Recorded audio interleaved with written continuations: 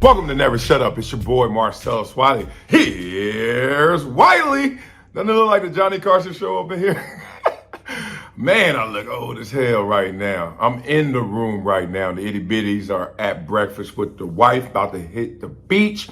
Our last day in paradise. But let's define what paradise looks like. But first, I got to thank you guys for your viewership on Brings TV and Reach TV and your membership on Wiley's World YouTube, where somebody today will win this swag away. This book is on the way. It's Friday swag away. Oh, what did you say? I'm gonna hook you up. That's all I said, damn it. All right, you know how we start off every show. What's up with that dude? Let's talk about this. Man, I said I was in paradise, but everything in paradise ain't so nice. My wife and I, we got into one of those energy exchanges where we had contrasting energy. I was positive in this one. I'm not always, but this one I was. And she was negative. Damn, Debbie Downer for real. So anyway, let me tell you, how do you get into an argument on vacation? How, Sway? Like all this money we spending, all this paradise and humidity and sunshine, and you over here turned up. Anyway, let me tell you how it go. All right, so my wife wanted me to order a drink on the way to us going to the kids' water slide. Do it. All right, so I'm walking there, but my wife is OCD, and she thinks everything she does is perfect. Everything she does is right, smartest way, most efficient way. Meanwhile, when anything else happens or anyone else does it, it's always a them problem. Okay, so I'm walking, I see the waitress, bam, put my order in, boom, got it all done. My wife already yelling at me, did you get this? Did you get? I was like, didn't you just already give me your order? Now I gave the order to her, the waitress, we good. So we go in there. Now, this whole week, one negative of where we're staying, one negative of the resort was this. Take too damn long for the service. You can get your order in quick, but it ain't gonna come fast. So y'all wrong. So anyway, so I'm like, no appointments out here either. And man, out the country can't get no love from my wife. She tripping. So anyway, long story short, my wife shows up. She's like, where's the food and where's the drink? And I was like, it's coming.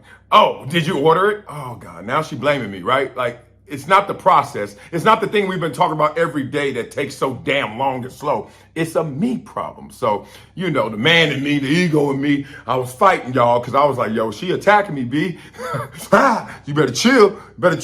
My ego's like, no, duck. And then finally, I just was like rubbing her shoulders and giggling. And then that made her even more mad because when you happy and somebody ain't, they mad and they're angry, oh man, they are hot 100. So she got hot 100 with me. She got her slushy drink. She didn't like it because she was mad. I was like, you ain't gonna like it. So then she got the other drink that she's been getting all week, blah, blah, blah. Long story short, she got happy. But damn, about 27 minutes there, it was some hell to pay in this hot ass place. All right, what else happened? Let me tell you the coolest things that I've seen. The kid interactions, our kids right now, just watching them. A little girl walked up to my daughter who's 3. This girl probably is like 9 and said, Olivia, and gave her a hug just on the random. That means they had kicked it before on one of them water slides in the corner. Like, what's up? Where you from, homie? So that was cute to see. My boy Biscuit, we're in line talking to these 18 and 17-year-old girls from Texas who were so cool, so sweet. And just chopping it up like he's their age or they're his age, and it just didn't matter. And you know, they from different parts of the country, same as us, and blah, blah, blah, backgrounds different. Didn't matter. Just was chopping up wood. Love to see that, man. I tell everyone that gets to see my kids, hang around my kids are entitled. And I want them to be entitled in a positive way. Just like how peer pressure got a negative connotation, I think entitled got a negative connotation as well as positive.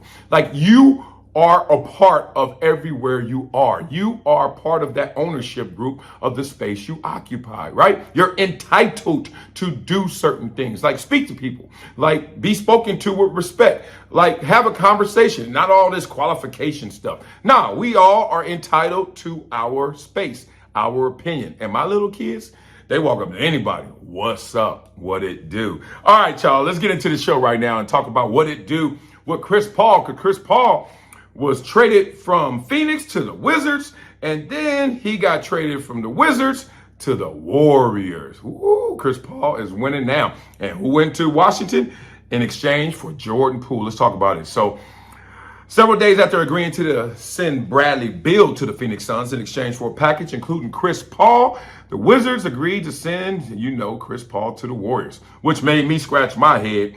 Not my hair, I ain't got nothing, but my head, I was like, dang, how that gonna work out? Where Chris Paul gonna play on the Warriors? What style is he gonna play? Is he starting? Let's get into it. So I ain't gonna get y'all bored with all this second round, first round package, swap. Let's get to the meat of this story right now.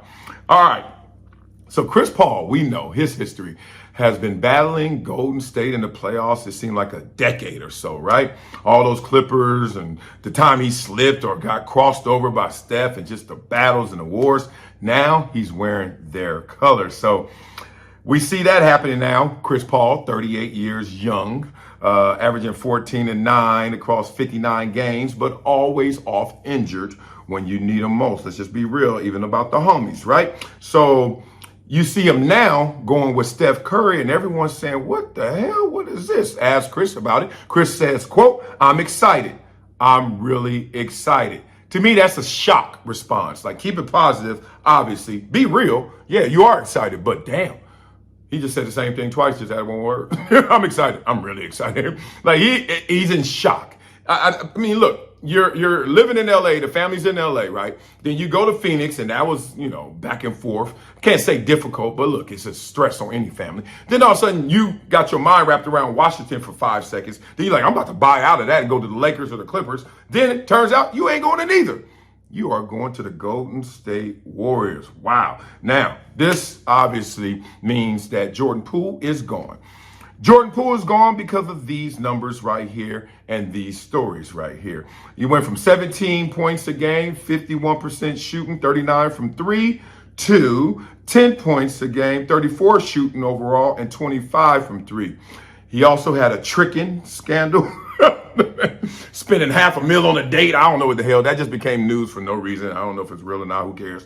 But funny. And we all know when Draymond punched him, when Draymond gave him one of those, it was going to be a choice. Now, they couldn't do it in the season because they just paid Jordan Poole. Actually, they paid Jordan Poole because of the punch. Let me get that correct. And then they were like, what are we going to do? Well, they saw how it played out and realized we were horrible on the road. Why are we horrible on the road? We had no team chemistry. Team chemistry shows its ugly face or its beautiful smile on the road. This was one of the worst, if not worst, road teams in the NBA. They weren't together. And it was part because of the issue of Jordan Poole versus Draymond Green. Draymond Green has his opportunity to go elsewhere this offseason. So they made a choice. The ultimatum. They've had the gun to their head. Draymond or Poole. They said, it ain't Poole, fool. So get up out of here. So that's where that went. They chose their emotional leader. All right. The only other part of this that I thought was interesting was Chris Paul, how he found out he was traded to the Wizards. He was on a plane, and he thinks Isaiah Thomas had a role in it, which is funny too. But he was on a plane when he heard the news. Ain't it random, dog? It is crazy. That's the same way I found out I got cut from the San Diego Chargers. I literally was watching SportsCenter. I was like, oh, what happened with the Chargers? I'm looking at the bottom of the screen, the ticker, breaking news. And I'm like, damn, what happened? San Diego Chargers. Like, ooh, what happened to that dude from the Chargers?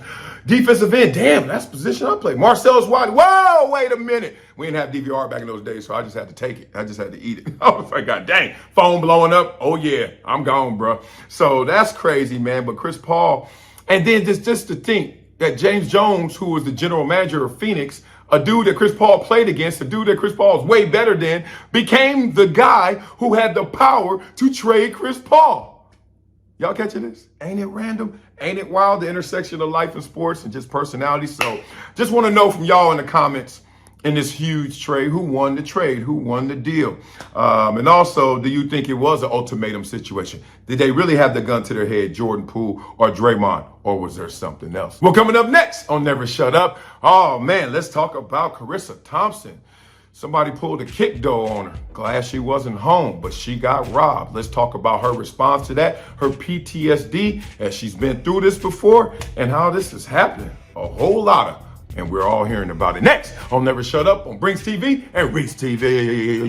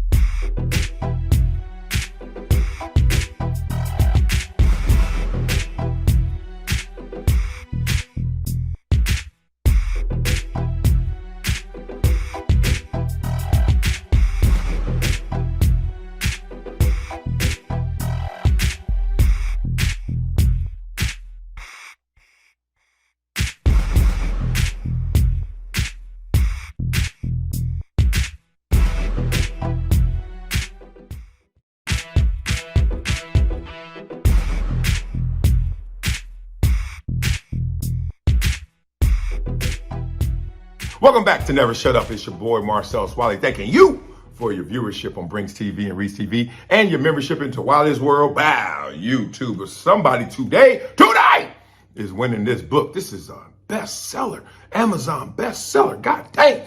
Books flying off the shelf. Well, since it was Amazon, flying out your cart. That's what it was right here. So who's going to win that Friday swag away? I tell you at the end of the day, god dang. Can't rhyme too many things with that. All right, here we go. Let's talk about my homegirl, Charissa Thompson. Dog, Carissa's the coolest. For real. Like the realest. Let me get into this story first. Who went through a lot of emotions after, quote, fuckers broke into her home. Yeah, I said it. I'm sorry, kids. I'm just reading quotes. So Charissa Thompson has a profane message for the professional thieves who broke into her home this past weekend. She's talked about it on her iHeart podcast with Aaron Andrews, right? And this all happened in her LA area home. So she poked fun at the burglars for also stealing her fancy pillowcases to make off with the loot, neglecting to bring their own bags with their broke asses, and taunted them for not finding the hidden good stuff. Like Carissa's like, yo, we got layers to this house, layers of security, layers of great stuff. So she said, quote, I was at the ranch. I got a text message in the morning that my alarm had went off at 12:15 at night.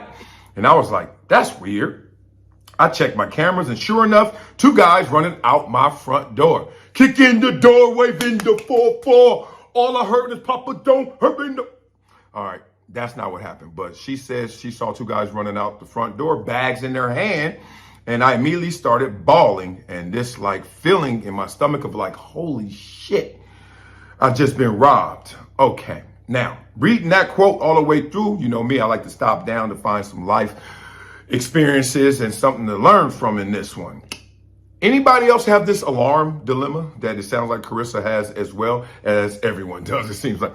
All right, so the alarm dilemma is this. Because she said in this situation, there were guys running out the house, right? And those guys running out the house, you're like, you set your alarm too soon so that when it goes off and in your daily use, it just always goes off because you said it so soon. Like soon as it's triggered, go off. Or you the one that has the beeps for like 30 seconds, 45 seconds, a minute, etc. And then let it trigger and go off, right? Follow me here. Which one are you? Because your daily life can make you make it longer before it triggers, but then you need it to trigger fast when your ass ain't home and some real professional thieves are in the crib. And here she goes talking about it again. And now it's the panic of like trying to check the other cameras, the angles, and to expedite the specifics. Three guys came over my backyard. I have a big, huge, what's that, fence? Like 15 feet or whatever it is. They climb over the fence and they broke the window. They went in the window, the alarms go off. These were professionals. They knew exactly how much time they had. Excuse me, Dougie Fresh. Yes, they were only in there for 3 to 4 minutes. That's what I'm talking about. I knew it. 3 to 4 minutes, they in your crib. 3 to 4 minutes, you get a text. 3 to 4 minutes, you get an alarm signal. 3 to 4 minutes, these burglars are still in your crib. Thankfully, you're not there. But think about that. That's 180 to 240 seconds. Y'all don't think that's that long, huh? All right, let's do it. 1, 2. Y'all keep going all the way to 240. How long ass time somebody in your crib and you pay all that money for that alarm? That's my point. Do you as soon as it go? But you can't do that because everyday life, what the hell? Soon the kids walk in from the garage. So you're like, all right, make it go a couple minutes later. Okay. Boop, boop, boop. It's asking you, can you please put in your code? And that's 3 to 4 minutes. These robbers got that time. Just wanted to point that out. So now we're in this situation where she referenced that she has previously been stalked and had her private photos hacked. Man, we could do a whole segment on women in sports. It's a whole different animal, bro. Michelle Beadle, Charissa Thompson. I work with them all, right? You talk Carrie Champion. Yo, cats be out there tripping. So she talked about that as well. And she said, I already have an issue with security because I had a stalker at my old house. I've been hacked. And yes, security is paramount for me. So I spend a ridiculous amount of money feeling safe. I have a German Shepherd. I have a Husky. I mean, it's like, what else can I do to feel safe in my own house? I was talking to you on the phone. My first thing is, oh shit, is this targeted? Is this specifically about me? Because then it brings up all of our PTSD with things of like, is this related to the stalker or related to the hacker, related to other people, question mark. So anyways, I was able to sort of like deduce or feel more comfortable in talking to the neighbors about like, this happens. I get it. I'm not the first or the last person. Okay. It was at this point she started being Charissa again, started mocking them. She said, these fuckers, they took my pillowcases off to load up with my shit. If you want to rob me, bring your own fucking bag, okay? Don't take my nice pillowcase yet, because those were Italian thread count. Charissa's silly. Oh, man. Let's get into this. Okay. Charissa Thompson is a tough one. I mean, mentally strong and as charismatic as they come. I mean, seriously. And that charisma is really sophistication, how to maneuver, how to get in and out of any situation, around any people in any situation and circumstance, right? Now, that's what she's doing right here as well, because she's navigating, trying to find out where should she go for solace in such a traumatic space. Right now, getting robbed, violation, right? Some scary shit. So she's trying to figure out where to go to have peace, because she can't give up her career. She can't give up her fame or notoriety. She can't give up any of those things. So she's always going to be a target, but she doesn't always obviously want to be a victim. One of the places that gave me solace, and before I even came into anything and before I made it to the league, blah, blah, blah, was I watched Scarface. And I keep telling y'all this, man, you watch Scarface. And Charissa mentioned it. How much money can she spend towards security? She got dogs. And she married now. Big ass fence, gate, something she called it. She didn't know what it was. It's huge though. And where do you find solace? And I remember watching Scarface. And I realized you don't find solace anywhere outside. It ain't out there. You want to know why? Because Scarface had fences, dogs, gates, guns, security guards, army, everything. And nothing fully protected him, because nothing fully protects you. Serious stuff. Hard pill to swallow, but a real one. So basically, I always live by that mantra. If someone wants to get you, you got. Wileyism. If someone wants to get you, you got. Simple as that, man. And Nipsey Hussle kind of reinforced that to me as well, right? Because I grew up down the street, or he grew up down the street, I should say, from me since he's younger. And man, respected, gangster, from the hood, from that block, from that area right there. You got to salute him, right? Protected. Everybody knew Nip, right? And still got, right? Right where he lived. So in these situations, man, it's not like we're hopeless. Kind of similar to what happened with Shannon Sharp. He was out, then all of a sudden this happened. You're not hopeless, but it's the same thing. And you're not helpless. You got to just remember, you got to really have a peace of mind inside yourself. And I think the only prayer, the only thought you should have seriously about these situations, give yourself the most protection you can and hope your ass ain't home. That's it, man. The rest of this stuff can all be replaced, but you can't replace your peace of mind. You can restore it. Hopefully, Charissa restores her. What you guys think about this situation? What y'all think's going on right here, and how she can feel safe again? Looking in those comments to see what y'all talking about. Coming up next on Never Shut Up. Yay, yay. We talking cube right here. We be clubbing? Nah, we ain't clubbing right now, but he want a club right now to swing it at somebody because he's disappointed in the sports media's handling of the big three. Let's talk through that next on Never Shut Up on Brinks TV and Reach TV. Ta-da! Ta-da!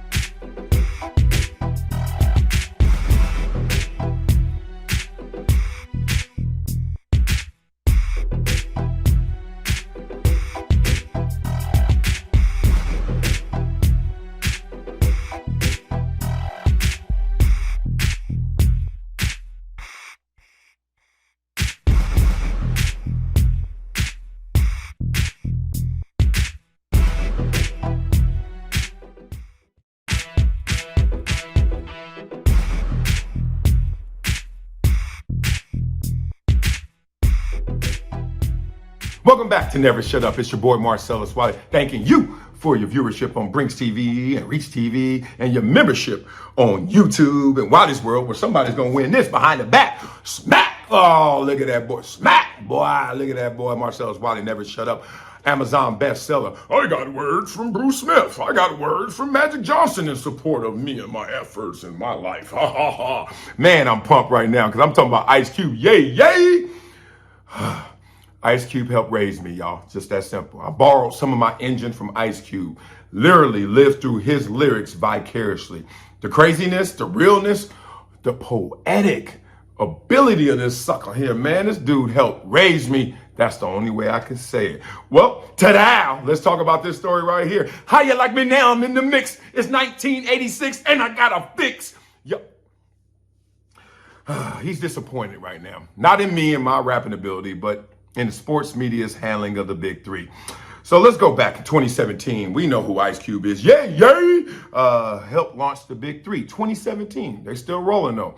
3-on-3 basketball league aimed to gain attention and adoration by using former players and international basketball stars, right? So this is the best version outside the NBA you can get, it seems like, right? You get guys who are actually in the NBA, who can still ball, who you're like, damn, all these pro-am and celebrity games we go to, well, this is that on steroids because you actually got the real players just recently retired. Amazing. But thus far, the basketball league hasn't quite risen to the surface many would have liked it to. Cube is a part of that group that is thus far dissatisfied with how things have played out, namely how the sports media world has handled it. The famed entrepreneur, who I know, appeared on a Dan Le Batard show, who I know, with Stu Gatz, who I know, to explain why it's been such a tough go. Here's his quote. We knew this wasn't going to be an easy lift. We thought we were going to get a lot more love from the overall sports media community. He said that to really virtually ignore a league that's this great, that's this dope in the summer when there's nothing else as far as hoops, the big three is where it's at. You can hear the disappointment in how he's talking about it right there, right? So Cube detailed later that the NBA's embracement or lack thereof, let's just be real about it in this case, has stifled things along with COVID-19 pandemic. Duh. That hurt a lot of people. Not everybody, though. If you were making hand sanitizer before COVID, woo, I think you got really rich after it. Seriously, right? Who used hand sanitizer before COVID? All right, I didn't think so. So he said he doesn't think Commissioner Adam Silver really digs what we're doing. And that's a quote. I can see why. Let's talk through it, though. So here's an opinion about it. It probably isn't wrong that Silver doesn't dig what the big three is doing simply because of their existence in the landscape. Every time I hear existence, I got like rap Tourette's. Exist in a state of vainglorious. Who doesn't do that every time? In the same way that the basketball tournament doesn't receive too much love from the NBA, for instance. All right. So here's some questions and here's some conversation about this. Because the big three isn't where the big three wants to be. At least not as big, pun intended, as it wants to be, right? So let's just start going back to now. Are they holding a grudge against Ice Cube? Like, you know, Arsenio Hall had that grudge held against him for a while, if not still a little bit. Some of the anti-Semitic remarks that were attached to Ice Cube, and then the scenery. Remember, Arsenio Hall had on Minister Farrakhan, and that was a big thing. And I think that was his last show, if not one of his last shows. So some people are speculating. They won't write this necessarily fully in print, but they're like, yo, let's go back 20, 30 years, Ice Cube. Even though his business partner is certainly white, I'm not sure if he's Jewish or not. Point being, are they holding something against Ice Cube? Or is there something simpler, something deeper? Let's talk through it, right? Well, in Business 101, and this is a class I never took because I already knew this. I know that you're supposed to, let's call it a Wileyism, feed your kids, not your little brother. You get the difference? All right. So in business, if I got a business and it's a basketball business, last thing I'm really trying to do is help somebody else in the basketball business get bigger, because you think in finite terms that maybe that will make you get smaller. You're not thinking that, oh, that's enough to go around for everybody. You're almost saying, no, they're going to rob some people or rob us of some of our space. some of our opportunities, maybe even some of our revenue, right? So basically, why you say feed your kids, not your little brother? Because if you didn't make it or have an interest in it, then leave it alone. So what do? You made your kids, you got an interest in them, right? So take care of it. And your other ones over there, your little brother, he better get to the plate and get to the table earlier. He better get there before me. If not, little brother, sorry, it's only enough for one of us, not two of us. Let me give it to you in the rap terms. This is just basically competition in disguise. That's what this is. Competition in disguise. Damn, another Tourette's here. Competition. This is it. Disguise. Y'all remember that Transformers? Ice Cube. You got a new artist coming out, right? You only put them out after you what? Sign the new artist. You don't just say, man, you can rap. Go on out there. You got my endorsement and I ain't got nothing invested in it, nothing connected to it. So if you're Adam Silver, as you look at this situation, you're kind of like, are we really going to adopt the big three? And if we're not going to adopt the big three as one of our kids, then it's just little brother. And little brother got to fend for himself at this table when it's time to eat. That's why I think it's happening here. I don't think it's that much deeper. This league, with Ice Cube behind it and what's former stars, could really catch fire, could snowball into something that I wouldn't say ever rivals the NBA, but certainly the NBA could look at some of its market share or revenue or maybe some opportunities, be like, that's interesting. That JV league over there is eating, and are we eating the same? Maybe some of that. Maybe there is some personal things to work out. Maybe it's just as simple as when you're established, the last thing you want to do is place a bet on something that is trying to establish itself, right? That's why the rich get richer. Like, do you want to be an angel investor in the big three? Or are you kind of like, nah, Series B, Series C, let's wait till you actually got this thing rolling like you want it to roll? And it's in an alignment. It's in alignment to what our efforts are. Maybe it's not. I've been to one big three game, maybe two. Saw Cube there sitting courtside supporting this product. I got respect for it. I don't dedicate a ton of time to watch it just because it's kind of like, for me, it's still in that Venice Beach kind of thing, but I do like it when I see it because I recognize the players. And then I do like saying, damn, Coutinho Mobley could still ball or whatever the hell you be seeing, right? You're like, I like that part. But once again, I just think like in this country, I don't know how the NFL did it, but it's a holiday and everything else, even the NBA, what the hell we talking about? Even the NBA, it's like your team is on. People always say, why you don't have Clipper season tickets? I'm like, 41 games? Man, you better stop playing. We'll get a 10-game package. Which 10? I can't even see that far ahead, let alone which 10 and circle them. So a lot of things going on. But what do you guys think is going on right here? You think the big three will survive? It's already surviving. Will it thrive? That's the conversation. And what do you think really is holding it back? Because it can't be Cube. Because if it was Cube, top 5 MC ever, right? Are we going to have that debate? Don't even start. Ta-da! Coming up next on Never Shut Up, my favorite part of the show is Wiley World. Why do we go into Wiley World? Because we go into Wiley World, we got Wileyisms, we got Friday Swag Away, and we bring out that superstar. Yeah, you know it. It ain't me. It's Mikey P. Let's do that next on Never Shut Up on Brinks TV and Reach TV. That was a loud ass next too, huh? Goodness.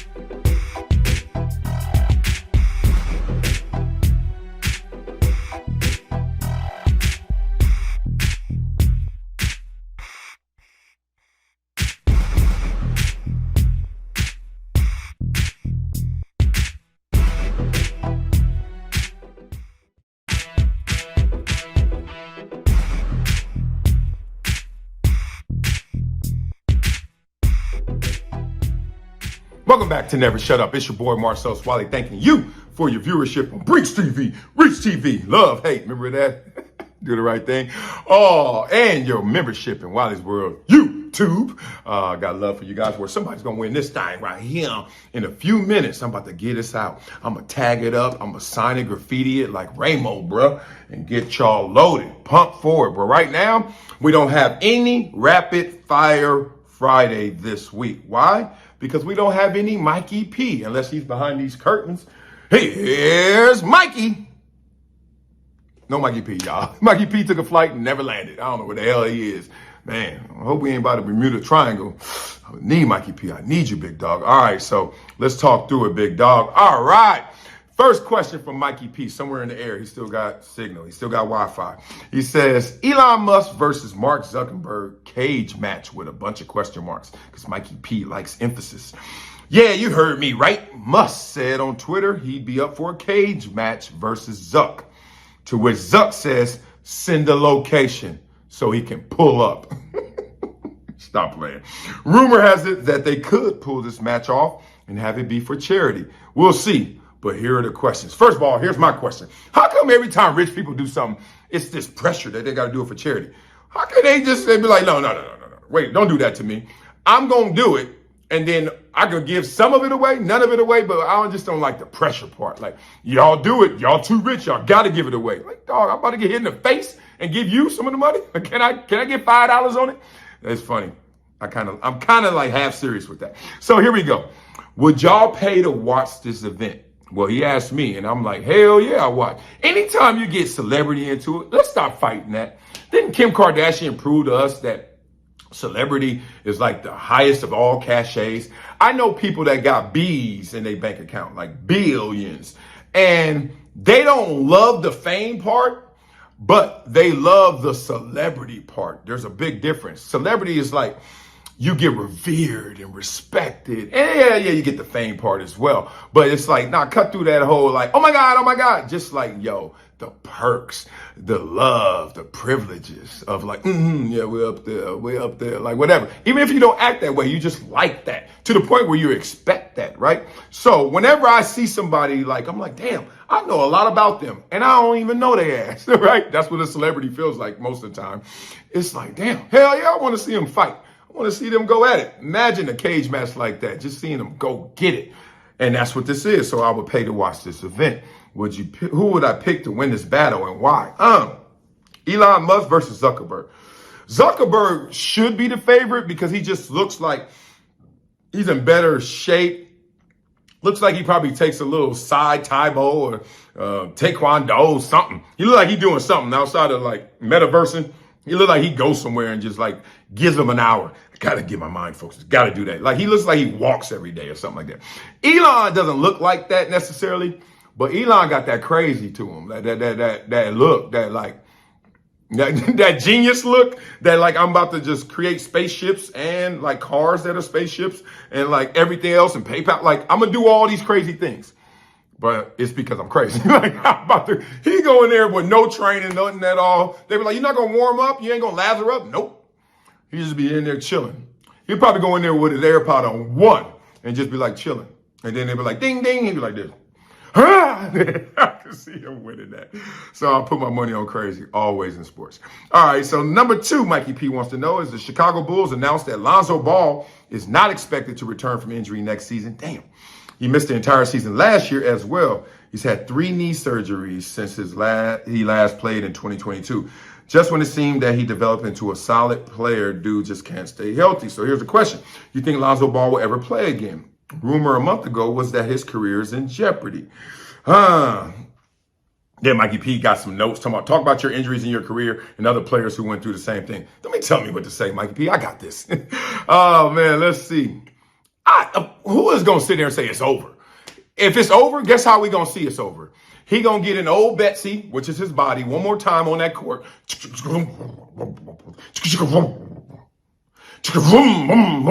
that gas.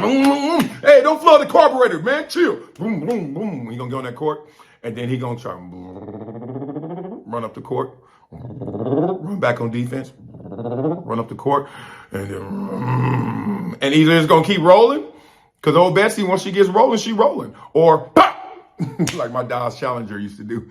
And when it pop, It ain't starting again. But he's not going to go out through reports. He's going to go out on the court. Come on. You played all this ball for your entire life. We all seen the videos of him in his backyard, and they were on the side of the house with the concrete shooting from everywhere. You're not going to just say, oh, doctor, yeah, I'm never going to try again. I mean, yeah, of course he's working out. Of course he's trying to work out. But I think this ends on a court, either greatly or miserably. But it's not going to end through reports. He's going to give it one last try.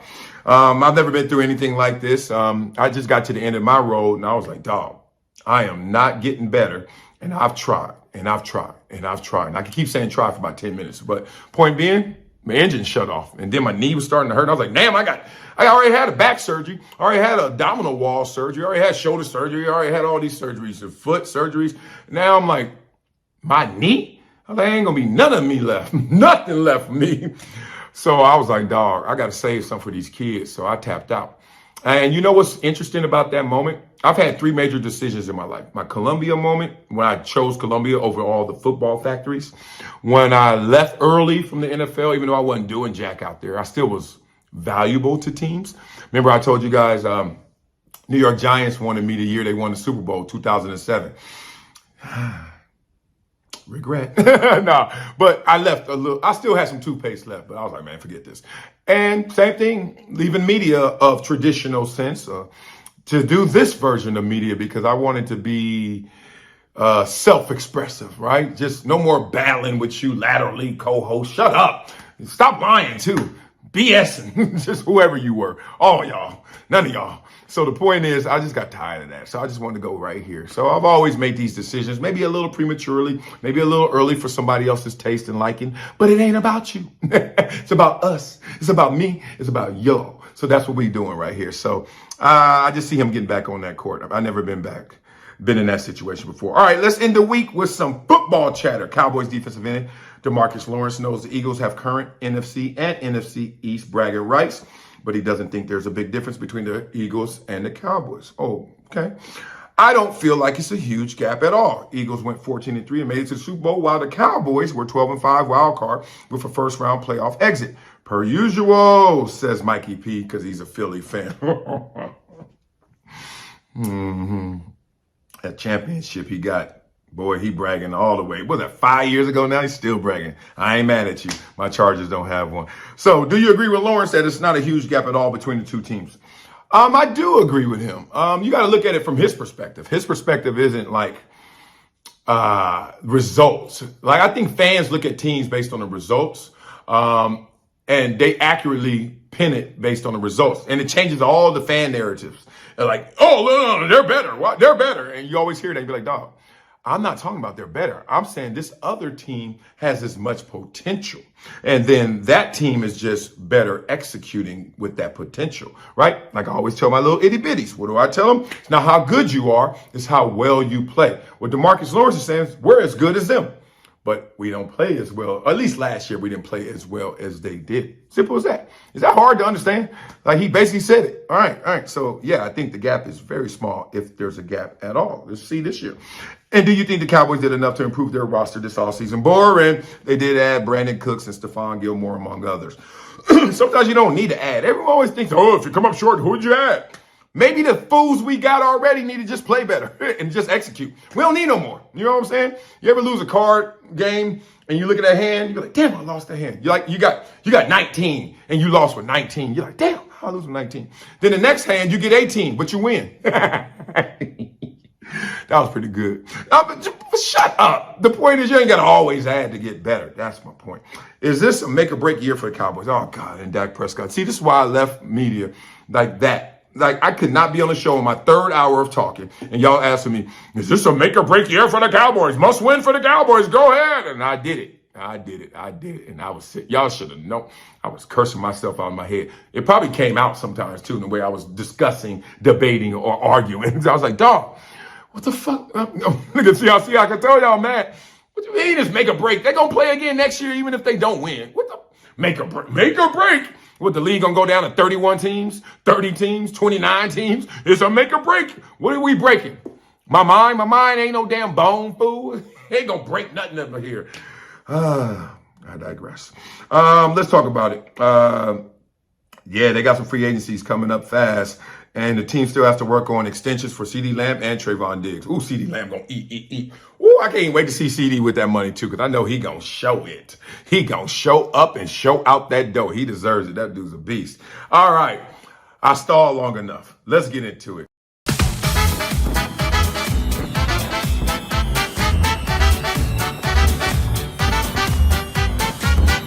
Friday swag away. Friday swag away. Winner of this Never Shut Up book, Marcellus Wiley, Amazon edition, is, let me give it to y'all the way it goes.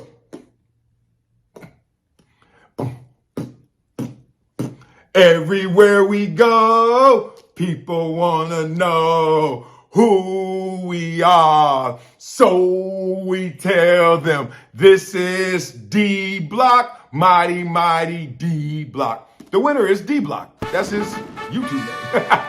D Block, dope, dog. This is yours. Throw some confetti, all that. Pop some bottles. Bottles on me. As long as y'all drink it. Got love for you, D Block. Wiley's World member and a boss who just got my autograph book and whatever else you want me to write in there. Hey, Keisha, whatever you want me to write in there, I got you, big dog. Mikey P will be reaching out to you. Appreciate y'all for all the love, seriously. All right, let's get it into. Y'all know what we do every show. To end it, it's a Wileyism. Yeah. Happiness doesn't come to you. Happiness comes from you. Whoa! Hear the drummer get wicked. This is a good one, damn it. Happiness is not out there, y'all. It's in here. Happiness is not a place, it's a choice. I've talked about this. I'm going to keep harping on this. Y'all want to be happy? Stop, look, close your eyes, damn it. That's what, man, here we go again. Spiritually, Bible, holy books, whatever way. It always makes you go inside yourself to find that peace, that solitude, that happiness. It's not out there. Because out there is just stuff to disturb it. It's stuff to help it go up and it's stuff to help it go down. You know what I mean? It's not going to be even killed once you open those eyes. But you have the control of doing it in here, up here, right? Happiness doesn't come to you. It's not going to be like, oh my God, look at that check. It's going to feel good though. Can't lie. Can't lie about that check. It's going to feel good. But at the same time, happiness doesn't come to you. Comes from inside. It comes from you. And you got to remember that because we'll get on this pursuit and boy, we only have what? 70 average years, 75 average years. Man, some of us a little longer, some of us a lot shorter. Point being, do not waste your race chasing some happiness. Stop running. Stay still. Close your damn eyes. Fall in love with yourself and you'll realize where that happiness truly exists. Happiness doesn't come to you. Happiness comes from you. That'll do it for today's episode of Never Shut Up. Whoa, it was a fresh Friday swag way. I love you guys. About to go join my itty bitties at the beach. Let my hair down. Have some fun in that sand before we get up out of here. Love you guys. See you next week back in the locker room. Yeah, it's going to be musty in there. Take care, y'all. Love. Peace.